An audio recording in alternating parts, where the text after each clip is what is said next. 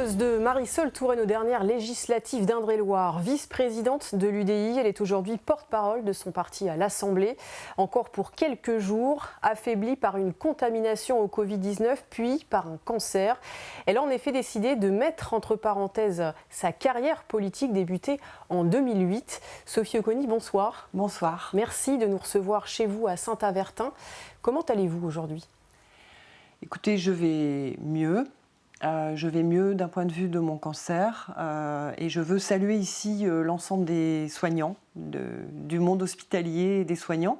Je vais mieux au niveau du cancer, mais j'ai des conséquences collatérales qui aujourd'hui sont difficiles à vivre et qui nécessitent que je prenne un petit peu de recul.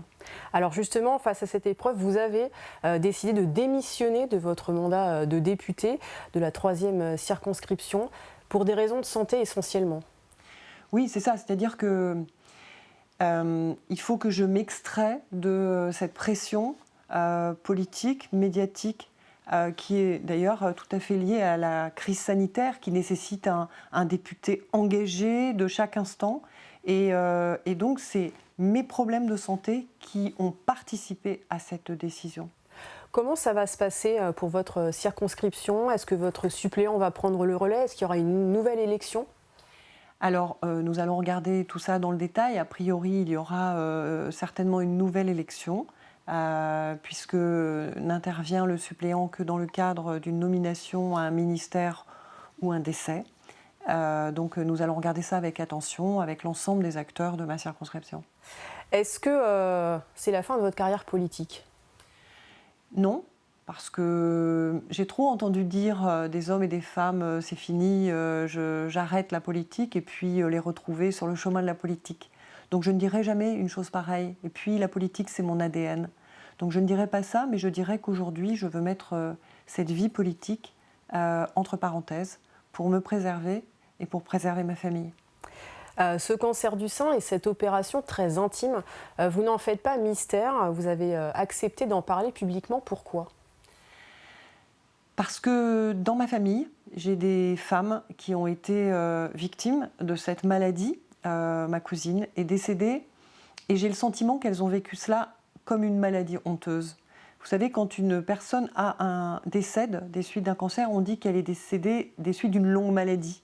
On ne donne pas, on ne prononce pas le mot cancer, comme si c'était une maladie honteuse. Moi, je considère que le cancer est la maladie du siècle. Qu'il faut que nous apprenions à l'entendre cela, et puis que nous apprenions à le dépister, à le prévenir, à s'écouter, et puis à créer une forme de communauté de personnes qui sont atteintes par ce mal, parce que c'est ensemble et collectivement qu'on peut surmonter une telle maladie. Je n'ai pas honte d'avoir été atteinte par le cancer, et je veux revendiquer aujourd'hui le combat de la prévention et du dépistage. Alors cette épreuve, effectivement, vous en avez fait un combat personnel et politique. Vous avez interpellé récemment la ministre de la Santé sur les conséquences, notamment des déprogrammations hospitalières à cause de la crise. Selon vous, elles auraient pu être évitées, ces déprogrammations ? Je pense qu'elles auraient dû être gérées différemment. Depuis effectivement le mois de mars 2020, donc le début du confinement, effectivement, par anticipation, il a été décidé de déprogrammer un certain nombre de maladies de cancers dits bénins. Est-ce qu'un cancer est bénin, même psychologiquement, de maladies diverses et variées, de plusieurs formes de pathologies. Visiblement, et d'après un certain nombre de personnel médical, mais aussi des médecins, des professeurs, des chefs de service, certaines des programmations ont été décidées unanimement par l'administration, sans même une concertation du monde médical. Ça, je le regrette. Et la deuxième chose, c'est qu'il semblerait, d'après toujours ces personnes rencontrées pendant mon parcours de soins, il semblerait que parmi ces déprogrammations, de nombreuses n'aient toujours pas été reprogrammées. Et actuellement, nous déprogrammons à nouveau par anticipation, et je le comprends.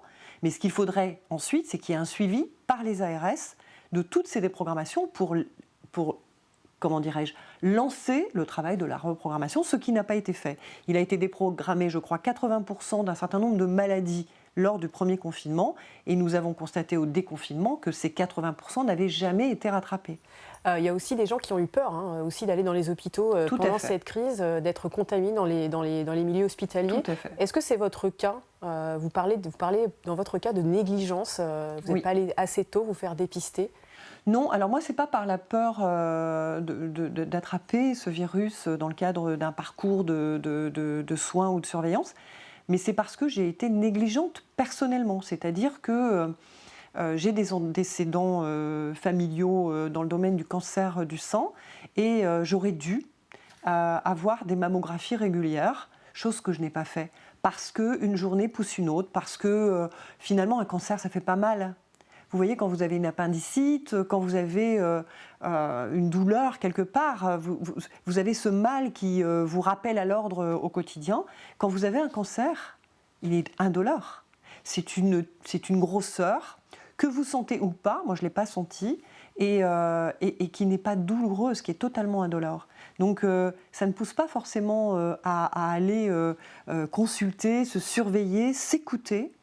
Et donc j'ai été très très négligente. Si je l'avais été moins, je n'aurais peut-être pas eu cette opération aussi offensive, c'est-à-dire une ablation totale du sein droit et du sein gauche en prophylactique, mais malgré tout des deux glandes mammaires. Donc je regrette.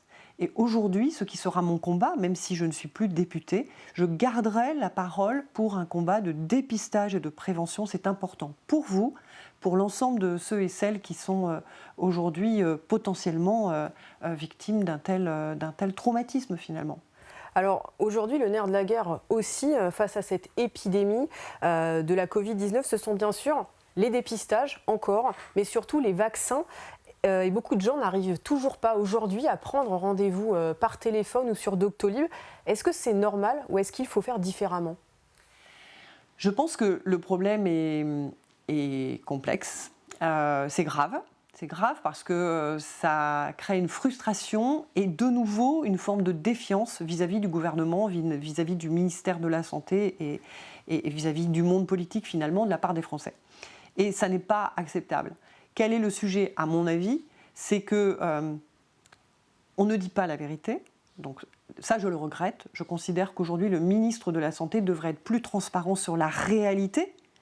Par exemple, on nous indique qu'un certain nombre de milliers de vaccins vont être disponibles dans les prochaines heures ici en Indre-et-Loire. Et visiblement, la prise de rendez-vous est toujours aussi difficile. Donc pourquoi, comment est-ce que les choses se passent aujourd'hui et quelle est la raison pour laquelle, entre ce qui est dit par les politiques et c'est la réalité vécue par les patients, les politiques, les acteurs locaux, pourquoi les choses sont aussi complexes?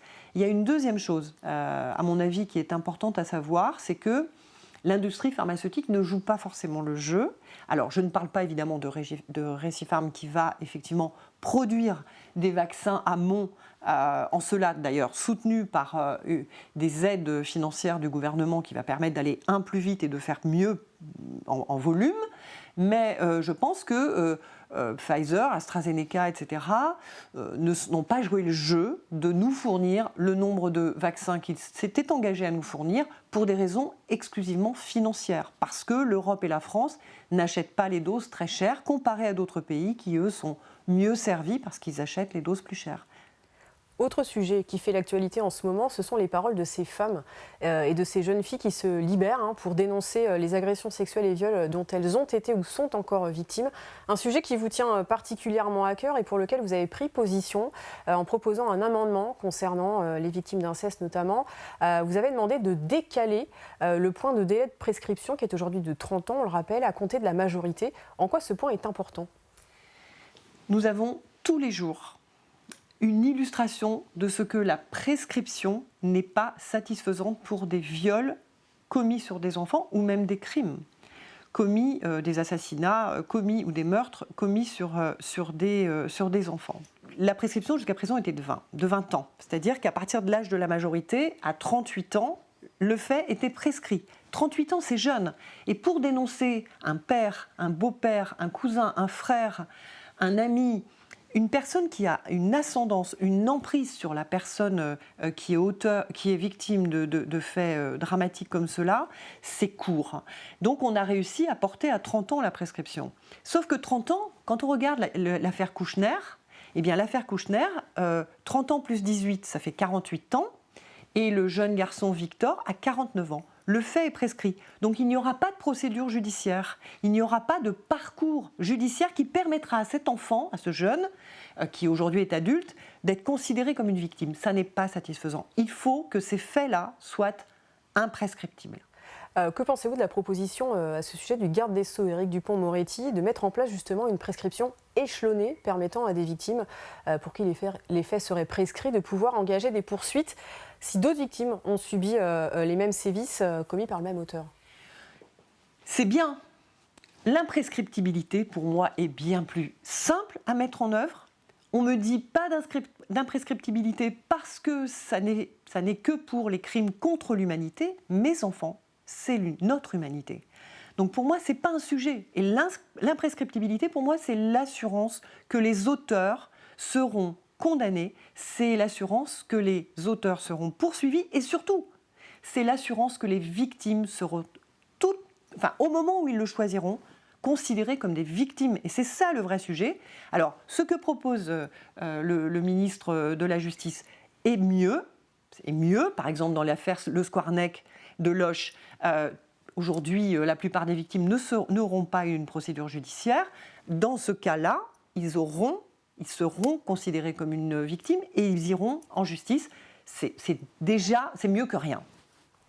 Alors, 2021, l'année où on est actuellement, sera aussi l'année des élections régionales en juin prochain, si elles sont maintenues.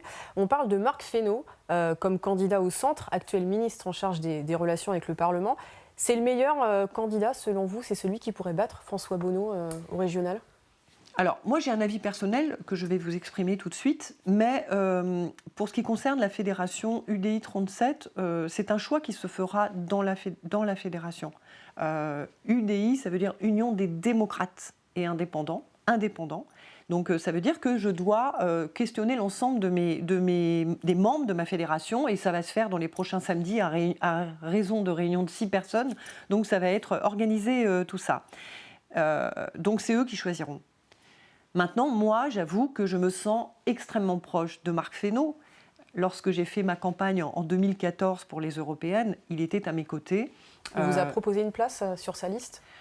Oui, je pense qu'il aurait apprécié de m'avoir à ses côtés et j'avoue que j'aurais aimé être à ses côtés. Pour autant, aujourd'hui, c'est pour moi une décision qui ne sera pas prise, évidemment, mais j'avoue que j'aime ses valeurs, les valeurs qu'il porte, et j'aime surtout la façon dont il les porte.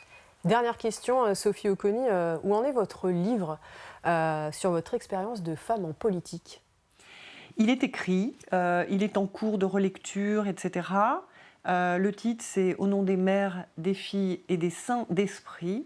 Il sortira dans les prochaines semaines et je suis très fière de ce livre et de rappeler ce qu'est le combat d'une femme en politique et que sont tous les combats que je mène, l'eau, les femmes, le sport, qui sont pour moi des combats essentiels dans la société que nous vivons aujourd'hui. Une carrière de femme en politique, on a bien compris qu'il n'est pas encore fini pour vous, qui est juste entre parenthèses. Merci beaucoup Sophie Oconi d'avoir accepté notre invitation, et puis on vous accueillera sur le plateau de TV Tour, justement pour parler de votre livre. Merci beaucoup. Merci beaucoup Audrey. Quant à moi, je vous dis à bientôt pour un nouveau grand invité de la rédaction sur TV Tour.